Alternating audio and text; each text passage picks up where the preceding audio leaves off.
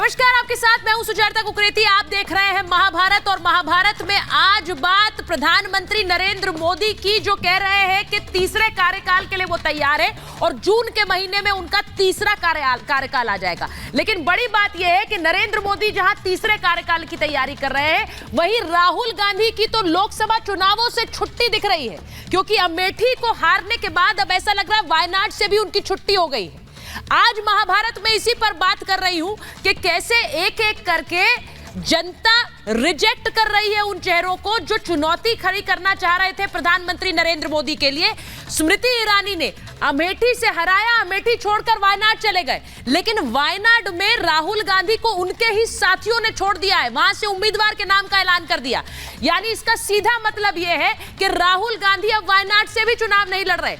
इसका मतलब क्या है? राहुल गांधी को उनके ही साथियों ने टाटा बाय बाय कर दिया है, यानी राहुल की अब वायनाड से भी छुट्टी हो गई है। अब क्या करेंगे राहुल गांधी? और जिस गठबंधन की बात वो कर रहे हैं, उस गठबंधन ने जिसने उन्हें ही टाटा बाय बाय कर दिया, उस गठबंधन को लेकर अरविंद केजरीवाल क्या कह रहे हैं? अरविंद केजरीवाल, जो कि आज फिर से समन के लिए नहीं पहुंचे, उन्होंने आज बड़ा हमला बोला है बीजेपी पर। वो कह रहे हैं कि हम गठबंधन का ना हिस्सा रहे, ये चाहती है बीजेपी। कई जगह से गठबंधन तोड़ने के हमें संदेश भेजे हैं, हमें कहा है गठबंधन तोड़ दो, लेकिन राहुल को तो खुद ही गठबंधन छोड़ रहा है। उनका उद्देश्य गठबंधन तोड़े, हमें नहीं तोड़ेंगे, ये कह रहे हैं अरविंद केजरीवाल। मोदी की बदला राजनीति पर किताबों में चैप्टर होगा, ये कहा गया है आम आदमी पार्टी द्वारा। ये परेशान करेगा, लोग याद करेंगे ऐसी भी सरकार थी।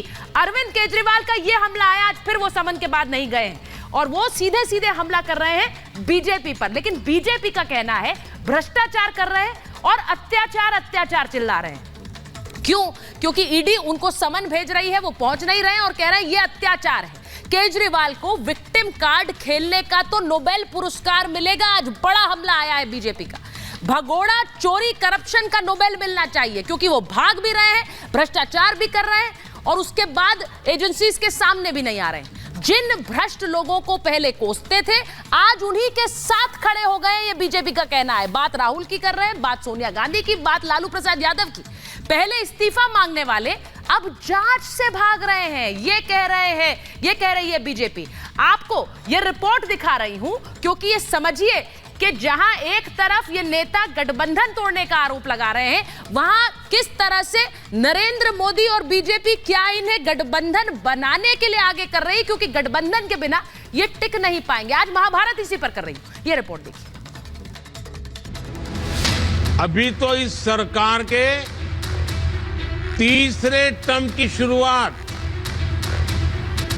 जून महीने से होने वाली है। मोदी की तीसरी पारी जल्द शुरू होने वाली है। प्रधानमंत्री ने इस बार न सिर्फ ऐलान किया बल्कि तारीख भी बता दी।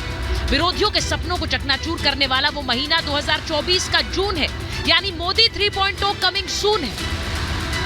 आपका सपना ही मोदी का संकल्प है। आपका सपना, आपकी मेहनत और मोदी का संकल्प, यह विकसित भारत की गारंटी है।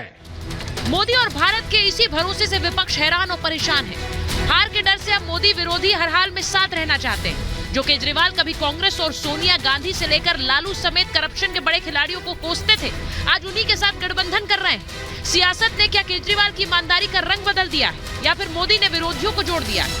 पहला नोबेल प्राइज मिलना चाहिए भ्रष्टाचार करने के लिए, उसके बाद नोबेल प्राइज मिलना चाहिए कि भ्रष्टाचार करने के बाद भगोड़े बनना है, विक्टिमहुड कार्ड खेलना है, भ्रष्टाचार को शिष्टाचार बताना है और फिर अत्याचार करके ड्रामा और नौटंकी करनी है। इसके लिए नौटंकी और ड्रामा के लिए जरूर नोबेल प्राइज मिलना चाहिए। और तीसरा नोबेल प्राइज झूठ बोलने के लिए दिया जाना चाहिए। एक गुजारिश है, आपका साथ चाहिए।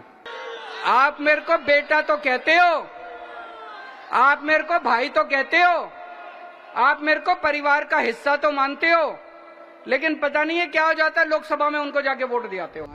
गठबंधन तोड़ने का तो बस नाम है। केजरीवाल की मुसीबत तो करप्शन के खेल ने बढ़ाई, क्योंकि दिल्ली शराब घोटाले में उन्हें आज ईडी के 7वें समन पर पेश होना था, लेकिन वो नहीं गए।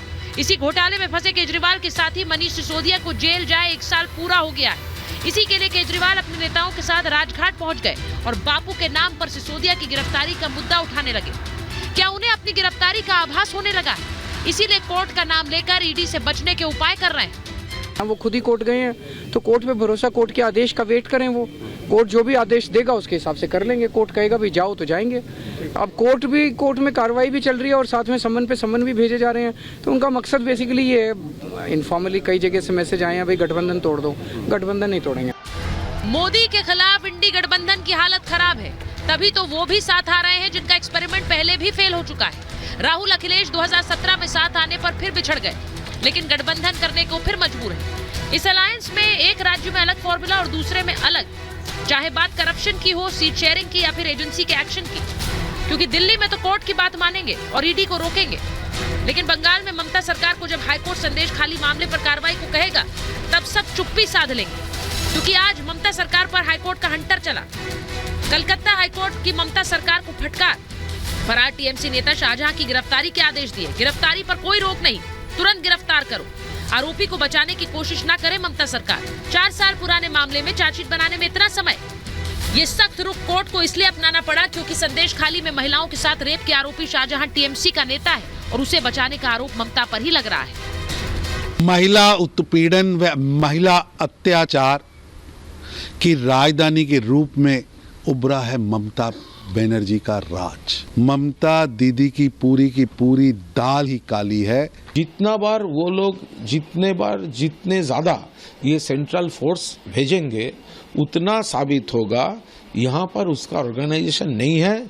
संदेश खाली से लेकर शराब घोटाले तक ऐसा लग रहा है गठबंधन की पोल खुल चुकी है। कोर्ट को कहीं हथियार बनाया जा रहा है तो कहीं फटकार लग रही है। ऐसे में मोदी विरोधियों का ये डबल स्टैंडर्ड ही क्या मोदी के 400 पार जाने की वजह बनेगा? क्योंकि जनता जानती है कि कंफ्यूजन नहीं बल्कि स्पष्ट रणनीति और सटीक काम ही देश को आगे बढ़ा सकते हैं। Bureau report, Republic Bharat. और मेरे साथ महाभारत में जो मेहमान है परिचय आपसे करा दूं। बीजेपी के राष्ट्रीय प्रवक्ता शहजाद पूनावाला जी हमारे साथ स्टूडियो में जुड़ रहे हैं। हमारे साथ जुड़ रहे हैं अवधेश कुमार जी, वरिष्ठ पत्रकार हैं।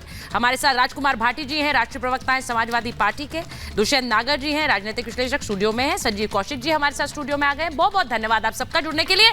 मैं सबसे पहले शुरुआत शहजाद जी आपके साथ कर रही हूं क्योंकि आप लोग गठबंधन तोड़ना चाहते हैं, इसीलिए आप अरविंद केजरीवाल को बार बार समन भेजते हैं। आपका उद्देश्य यह है कि गठबंधन टूट जाए। ये आरोप मेरा नहीं है, अरविंद केजरीवाल का। अरविंद केजरीवाल ही जवाब देंगे। बच्चों की कसम है, ना बीजेपी से गठबंधन करेंगे ना कांग्रेस से गठबंधन करेंगे। कांग्रेस में भी बहुत सारे लोग हमारे संपर्क में हैं, सुनिए, पर हम उनका कचरा लेना नहीं चाहते। कल तक जो बच्चों की सौगंध खाकर कह रहे थे कि कांग्रेस के कचरे को हम गले नहीं मिलना चाहते, और बताइए क्या बोल रहे थे आपके बारे में।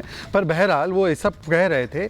आज वो लोग किस मजबूरी में भ्रष्टाचार कर रहे हैं? ये alliance of convenience, contradiction, division, commission, hypocrisy, opportunism and केवल और केवल अपना अपना एम्बिशन है। बताइए ना, पंजाब की सीमाओं में इनको किसने दबाव डाला है गठबंधन ना करने के लिए? बताइए, पंजाब की सीमाओं में तलाक तलाक तलाक और दिल्ली की सीमाओं में निकाह कबूल है कबूल है कबूल है। तो ये इस प्रकार का तो कॉन्ट्रडिक्शन है। दूसरी बात, जहां तक ये सारे कारनामे उन्होंने किए हैं, हर जगह पर दवा से लेकर दारू तक, टेस्ट से लेकर कक्षा तक, बस से लेकर शीश महल तक घोटाले के बारे में, इसमें भी मैं कौशिक जी आपको सुनाना तो आपकी पुरानी पार्टी। ये शिक्षा का मामला नहीं है। शराब की बात हो रही है, शिक्षा पर छुपने का काम ये मेरे शब्द नहीं है, ये आदरणीय दुष्यंत नागर जी की सबसे चहीती पार्टी कांग्रेस पार्टी के अधिकृत प्रवक्ता का बयान। और दुष्यंत नागर जी बड़े सभ्य व्यक्ति है, वो इसको कभी कतई नहीं नकारेंगे। तो बताइए कि अगर ये विद्वेष की भावना होती तो कांग्रेस प्रेस क्यों करती? सुप्रीम कोर्ट से लेकर लोअर कोर्ट, जिसके लिए आप नाच रहे थे चंडीगढ़ के रिजल्ट पे, तो सुप्रीम कोर्ट ने कहा 338 करोड़ का मनी ट्रेल है, सुप्रीम कोर्ट राहत नहीं दे रहा। तो बताइए ये विद्वेषपूर्ण कार्रवाई कैसे हुई? या तो सुप्रिया श्रीनेत भी मिली हुई है हमारे साथ, बताइए।